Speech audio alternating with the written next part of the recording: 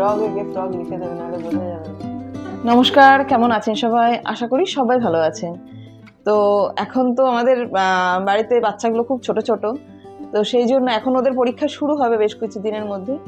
তা আমি ওই জন্য আমি এমনিতেও সারা বছর ধরেই পড়াশোনা নিয়ে একটু বেশি সিরিয়াস থাকি, যে কি পড়বে কি না। এই দেখুন, এখানে হচ্ছে সারা বছরের মানে মানে সিলেবাস যেটা হয়ে যাচ্ছে সেটাকে হাইলাইট করে দেওয়া হচ্ছে। ওই যে গ্রিন কালার, ওগুলো দিয়ে হাইলাইট করে রেখেছি।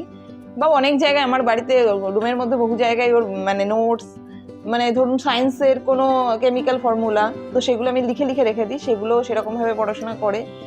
আর করছি, কিন্তু ছোট থেকে এখন অবধি কোনো টিউশন নেয়নি, ও আমার কাছেই পড়াশোনা করে। আর আমি ওর পড়াশোনার বিষয়ে এতটাই মানে খুঁতখুঁতে, আমি ছোট থেকেই মানে আমি ওকে এমন না যে ও খেলতে যায় না, ও খেলা করে, ও ডান্স করে, ইভেন স্কুলের প্রতিটা প্রোগ্রামে পার্টিসিপেট করে।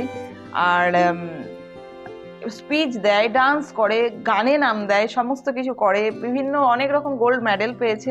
ওকে পড়াতে ভীষণ পছন্দ। আর সবচেয়ে বড় কথা, যে আমি পড়াচ্ছি বলেই যে ও ভালো রেজাল্ট করছে বা কিছু করছে, সেটা কিন্তু একেবারেই না। ওর মধ্যে প্রচণ্ড দায়িত্ব আছে, ও নিজে পড়াশোনা করতে ভালোবাসে।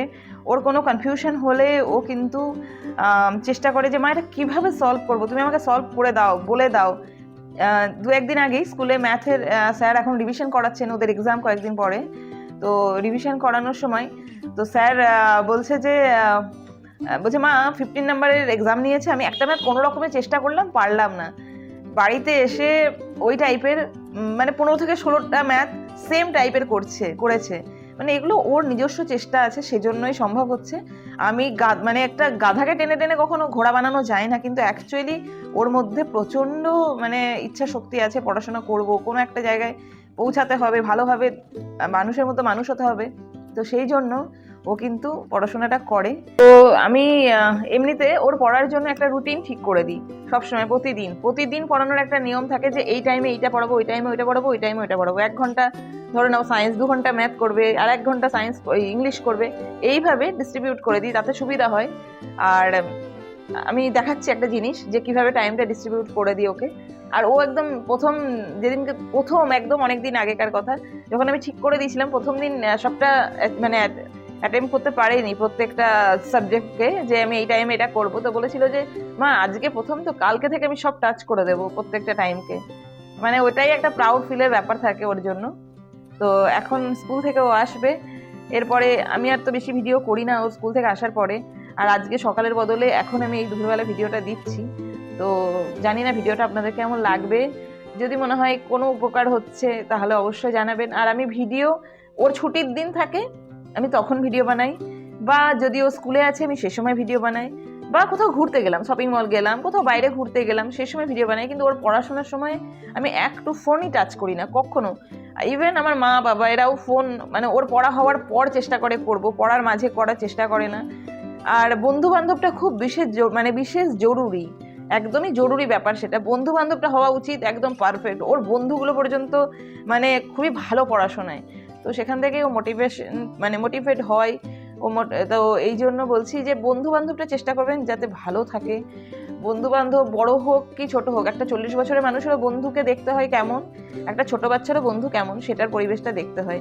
তো ভালো হলে, সবাই তো মানুষ করতে পারে না, অনেকে কাজের চাপে বাইরে থাকতে হয়, তো তাদের ছেলে অনেক সময় ভুল পথ ধরে নেয়, তাদেরকে ফিরিয়ে আনাও অনেক সময় অসম্ভব হয়ে যায়। তবে মানুষের মধ্যেই সমস্ত ইচ্ছা শক্তি আছে, সে যদি পারে, সে নিজেই চেষ্টা করে সমস্ত জিনিসটাকে কন্ট্রোলে আনতে পারে। তাই বন্ধু বান্ধবটা সবার প্রথম জরুরি। যে আমি সৎসঙ্গ দোষে শতগুণ নাশে, একটা কথা আছে। আর তো এই রকম ভাবে আমাদের উচিত যে আমাদের সার্কেলটাকে ঠিক করা, আমাদের পড়াশোনার পরিবেশ তৈরি করা। আজকে যদি ছোট বয়সে পড়াশোনা করাবো না, তাহলে বড় বয়সে কি করবো? আমি তো স্কুলে পড়াশোনা করাতাম, কলেজে পড়াশোনা করিয়েছি।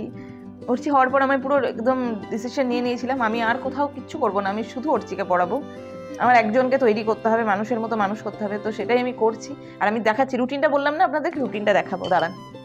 রুটিনটা মানে 2:30 to 3:45, মানে 1 ঘন্টা 15 মিনিট মতো আমি ওকে ন্যাপের টাইম, মানে পাওয়ার ন্যাপ, দুপুরবেলা একটু ঘুমানোর সময় দিয়েছিলাম।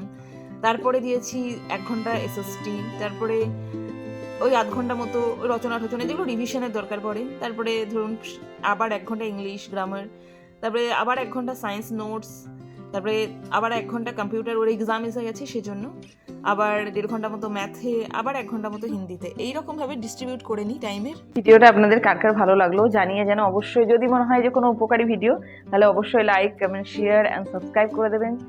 আবার কালকে থেকে নতুন ভিডিও আসছে, আর তাহলে এখানে রাখছি, দেখা হবে কালকে। Thank you. খুব ছোট ছোট কোশ্চেন করে পারবে এমনি।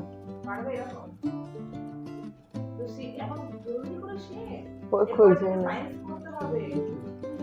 হ্যাঁ ওখানে ওই কোড গুলো আছে।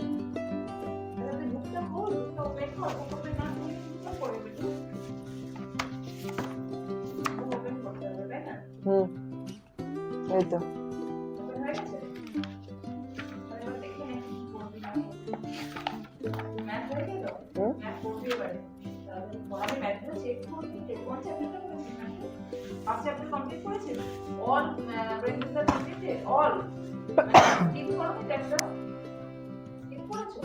ফার্স্ট চ্যাপ্টার তো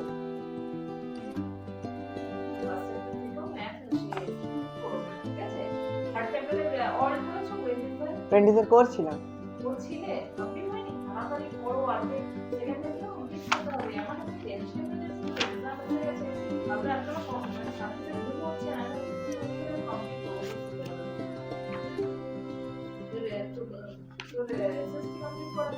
এসএসটি তো নেই, কমপ্লিট আছে। তোদের সময় বাড়ি কি করতো? Drawing practice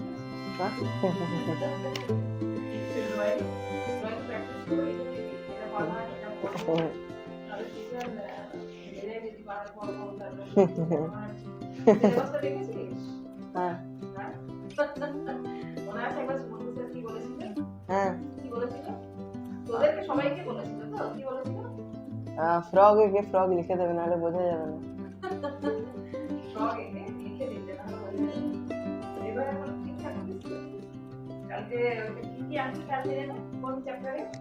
reproduction.